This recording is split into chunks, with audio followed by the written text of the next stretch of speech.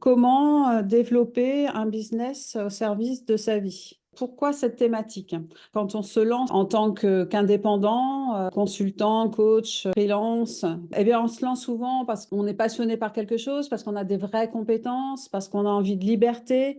Puis bien sûr, on a aussi envie d'en vivre correctement. Mais réussir à avoir cet équilibre-là, c'est parfois un vrai challenge. C'est difficile d'avoir un business au service de sa vie lorsqu'on ne peut pas se rémunérer correctement. Mais le pendant peut être aussi qu'on accepte des missions qui ne sont pas forcément très réjouissantes pour nous ou qu'on travaille avec des clients qui ne nous satisfont pas. Donc, c'est important de prendre du recul et de voir où j'en suis par rapport à ce que je veux faire, quel levier j'ai pour améliorer mon business. Donc, un business au service de sa vie, qu'est-ce que quels pourraient être les signes qui nous montrent que notre business n'est pas complètement au service de notre vie? Il y en a plusieurs. Ça peut être, par exemple, que ces derniers temps, vous avez moins de plaisir à travailler. Parfois même, on s'ennuie. Moi, je vois qu'après 6 ans d'activité, je commençais à m'ennuyer à proposer toujours la même chose aux mêmes clients. C'était un signe que j'avais besoin de changer certaines choses dans mon business. Ça peut être aussi que les clients que vous attirez, c'est pas ceux que vous souhaitez, vous vous sentez pas à l'aise avec eux ou vous avez du mal à ce qu'ils vous payent. Ça peut être différentes choses comme ça. Pour vous différenciez par le prix et donc les prix ne reflètent pas la valeur que vous apportez à votre client. Vous pouvez vous sentir débordé aussi, c'est-à-dire qu'au contraire, vous avez plein de clients, mais vous avez du mal à faire votre business de manière sereine. Vous essayez des différentes choses pour résoudre la situation, mais finalement, vous savez plus trop, ça marche pas et vous ne savez plus trop par quelle boule prendre. Donc, si vous avez ces signes-là, c'est effectivement un moment où il faut vous demander quel est ce business au service de ma vie. Et je dirais la clé numéro 1 de ces 7 clés que je vais partager, bien en fait, c'est une histoire personnelle. Un business au service de sa vie, c'est pas forcément une question que d'argent. Ça peut être au contraire une question d'avoir plus de temps. Donc, c'est à vous de définir quels sont vos propres critères de réussite. Quand on se lance en fait dans une activité indépendante, c'est souvent une question de liberté. On recherche une liberté par rapport à ce qu'on avait dans le salariat. Ça peut être une liberté d'exercer sa passion, de se fixer ses propres objectifs, d'organiser son temps comme on veut. Bref, il y a plusieurs libertés. Je vous propose, moi, de réfléchir à travers les 4 libertés fondamentales de l'entrepreneur. Et donc, ces 4 libertés, c'est la liberté d'avoir des relations épanouissantes. Passer du temps avec les personnes que j'aime le plus. Moi, c'est important d'avoir des relations stimulantes par rapport à certains sujets qui me font apprendre et grandir. Donc ça, c'est la liberté de relation. Il y a la liberté de temps, hein, pouvoir utiliser notre temps comme on le souhaite. Ça peut être aussi la liberté de but. Alors, de but ou certains parlent de sens de la vie, à quoi j'ai envie de contribuer. Et puis, bien sûr, il y a la liberté financière. Moi, je vais vous inviter, en fait, déjà à vous poser la question de vous dire aujourd'hui en quoi mon business répond à ce que je veux en termes de liberté sur ces 4 axes, en quoi il répond et en quoi il ne répond pas. Où est le déséquilibre?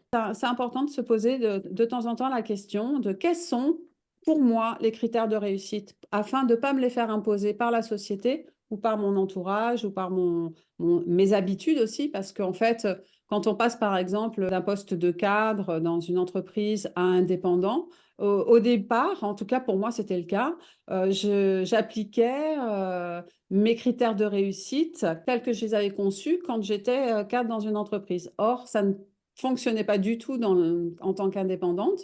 Donc, c'est important aussi de se reposer la question, mais en fait, pour moi, c'est quoi réellement mes critères de réussite? C'est une question d'équilibre. Et en quoi je veux dire que c'est une question d'équilibre? Dans ces libertés qu'on a partagées, il y a notamment 2 libertés qui sont importantes pour les indépendants, puisque ça va forcément toucher un de ces aspects-là, notre business, c'est la liberté de temps et la liberté financière. C'est important de trouver cet équilibre. Forcément, notre temps est limité et donc on ne peut conduire qu'un certain nombre de missions. Et en même temps, les missions, c'est ce qui nous apporte les finances et donc la liberté financière. Donc, les 2 questions que devez vous poser, c'est pour moi, la liberté financière, c'est combien? de combien j'ai envie en vitesse de croisière, combien j'ai besoin pour me sentir libre sur le plan financier. Donc ça, c'est le premier chiffre. Le deuxième chiffre, c'est combien de clients je peux servir en me sentant sans pression, en pouvant les servir du mieux que je peux et garder ma liberté de temps, de faire autre chose à côté. Ces deux chiffres-là vont nous permettre de faire un calcul et qui est un calcul simple, mais qu'on ne fait pas toujours ou on se cache un peu sous la couverture pour ne pas la faire, parce qu'elle peut révéler des choses qui nous semblent confrontantes. Mais c'est important d'être honnête parce que c'est quelque chose qui va nous guider. C'est ce que j'appelle de connaître sa vitesse de croisière, parce que forcément, ce calcul qu'on va faire, il n'est pas au départ. Au départ, on va en fait jeter plein de lignes et voir quel poisson nous convient le mieux. On va forcément avoir quelques clients seulement. Nos prix vont pas être les prix qu'on aimerait faire, mais il faut connaître sa vitesse de croisière. Et sa vitesse de croisière, donc, elle se calcule à partir de ces deux chiffres, ce revenu que je vais dire annuel liberté. Par exemple, là, si je dis, bon, bah, je veux pouvoir gagner 500 000 euros de revenus annuels net, ça va vouloir dire, alors ça dépend bien sûr de certaines choses et notamment de nos statuts, mais ça veut dire globalement que je vais devoir sortir un chiffre d'affaires de 100 000 euros. Si je rajoute les charges de gestion, allez, on va dire 10%, ça me fait un chiffre d'affaires à sortir de 110 000 euros. Et mon nombre de clients, j'ai pas mis liberté à côté, mais mon nombre de clients liberté, ben, je me dis, voilà, je peux servir réellement bien, correctement 11 clients dans l'année. Ben, ça veut dire que ces 11 clients, ils vont devoir me rapporter chacun 10 000 euros. Donc, je vais devoir avoir un panier moyen de 10 000 euros. Donc, à vous de faire ce calcul. Quel est le revenu annuel que vous voulez avoir? Vous le doublez pour avoir le chiffre d'affaires. Vous y rajoutez vos charges de gestion que vous avez. Réfléchissez à votre nombre de clients et vous allez arriver au panier moyen, c'est-à-dire à ce que vous devez charger dans vos missions. Ça peut être parfois décourageant de regarder ces chiffres-là, parce qu'on se dit, oh là, j'en suis vraiment très très loin et je ne sais pas comment je vais atteindre ça. C'est normal, mais en même temps, c'est important de savoir le décalage, parce qu'on peut toujours être dans une course en fait infinie aux clients ou une course aux revenus sans réellement savoir ce qu'on a besoin d'atteindre. Alors, on a deux options, hein, deux axes en fait, quand on voit qu'on a un déséquilibre par rapport à ce qu'on a, bah, c'est comment on va monter nos prix et aussi, et ça peut être combiné, les deux peuvent être combinés, c'est d'augmenter le nombre de clients. Une fois qu'on a dit ça, on va voir justement les pistes à explorer pour pouvoir soit augmenter la valeur de ses missions et ou augmenter son nombre de clients. Alors, la première piste, c'est le client. On a un certain nombre de clients qu'on peut servir.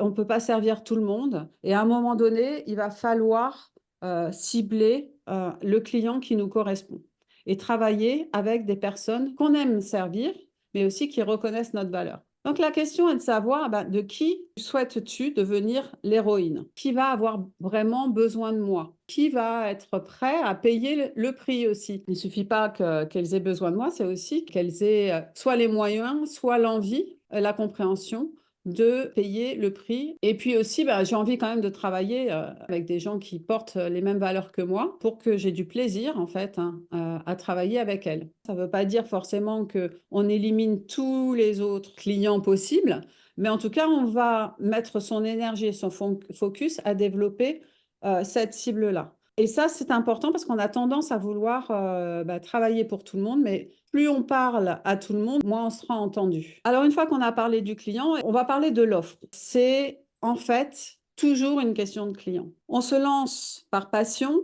Souvent, quand on est entrepreneur, on va parler de ce qu'on aime faire, on va dire en quoi on est compétent, on va parler de notre offre, mais on oublie de parler du client. On va essayer de justifier le fait qu'on est très compétent pour résoudre un certain besoin, mais on ne parle pas forcément du client. Alors qu'en fait, ça n'est pas à propos de vous, c'est toujours à propos du client. Si vous voulez gagner votre vie avec votre entreprise, vous allez devoir répondre à un problème spécifique, et je rajoute douloureux, de votre cible. Plus c'est douloureux, plus c'est facile à vendre. Plus vous ciblez une clientèle particulière, plus vous allez pouvoir être en empathie avec ses problèmes. Plus vous allez les comprendre, plus vous savez quel problème spécifique et plus il va vous entendre parce que vous allez lui parler de ses problèmes. Essayez de les identifier. Et c'est comme ça aussi que vous pourrez augmenter la valeur perçue de votre offre pour votre client. Ça va vous permettre de creuser en fait la douleur créée par ce problème.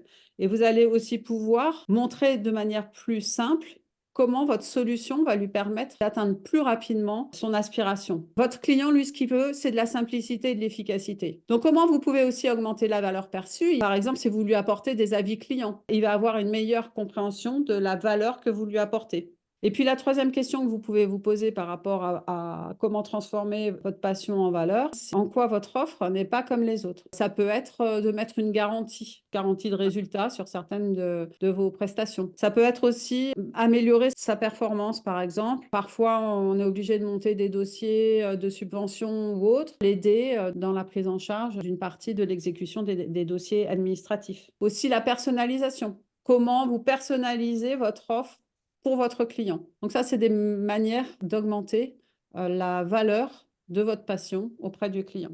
Une autre façon d'améliorer la valeur perçue, enfin la valeur de votre offre, c'est notamment à travers le cycle de vente. Le cycle de vente, c'est bien sûr toutes les étapes par lesquelles votre on parle de suspect ou de prospect, va passer avant de devenir votre client et puis ensuite pour qu'il devienne un ambassadeur ou de nouveau un client sur un autre aspect. La clé ici, c'est de créer une expérience inoubliable pour votre client. Créer une expérience inoubliable fait que votre client va se souvenir de vous et vous recommander de manière plus importante. Donc, vous avez différents moments où vous allez pouvoir créer une expérience inoubliable pour votre prospect et puis ensuite pour votre client et ensuite pour votre ambassadeur. C'est vraiment un moyen de se différencier et d'augmenter sa valeur et la valeur de ses missions. Votre client, il va passer par différentes phases. Là, j'en ai mis que 3, mais souvent, on parle de 5 phases. Attirer, engager, convertir, servir et fidéliser. Attirer, c'est un peu comme une vitrine d'un magasin. Vous avez une vitrine de magasin. Le passant passe devant la vitrine, il est attiré par quelque chose. Là aussi, comment vous allez faire une bonne première impression.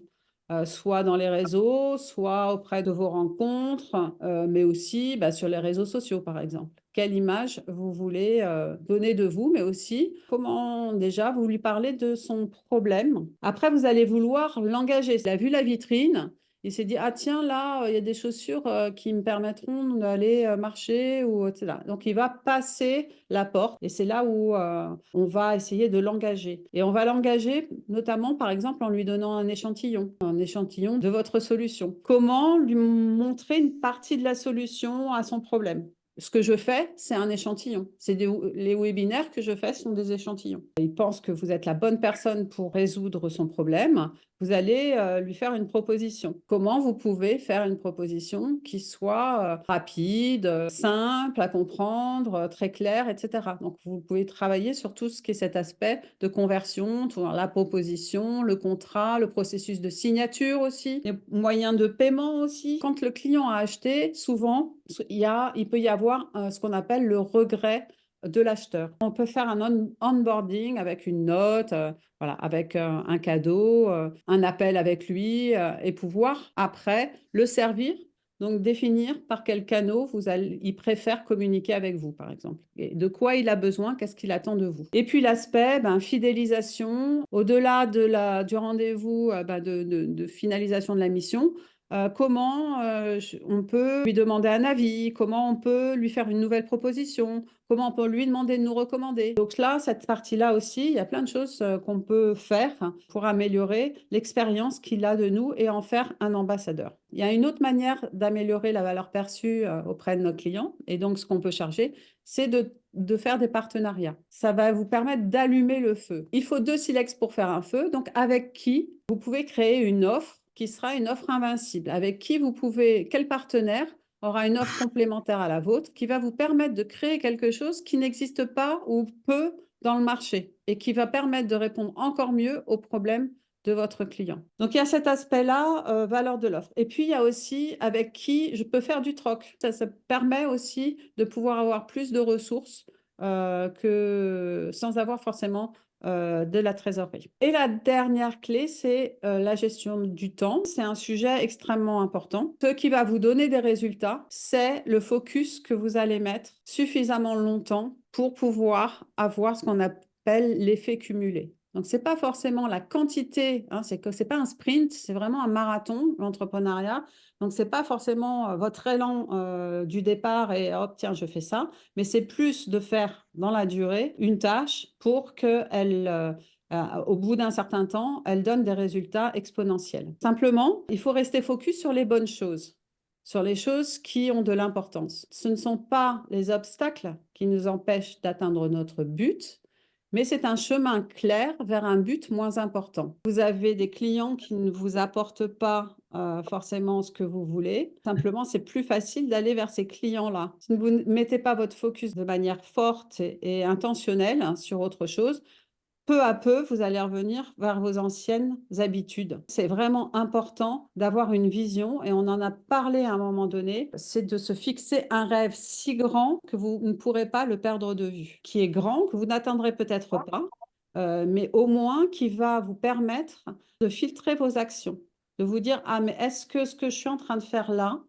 me permet d'atteindre, je vais dire, mes 10 000 euros de mission, etc. Donc, ça va vous permettre vraiment de faire des choix dans le présent et de garder votre focus sur les bonnes choses. Fixe-toi un rêve si grand que tu ne pourras pas le perdre de vue. C'est vraiment d'avoir un rêve grand qui va vous permettre de filtrer vos actions. Et une fois que vous filtrez vos actions, il va falloir savoir dire non aussi. Non aux anciens clients ou non à certaines choses qu'on vous propose, à des partenariats, etc. Et ça, c'est un autre challenge. Voilà pour mes 7 clés. Eh bien, merci à tous, merci à toutes. Et Merci. Merci beaucoup, Sabine. Merci Sabine.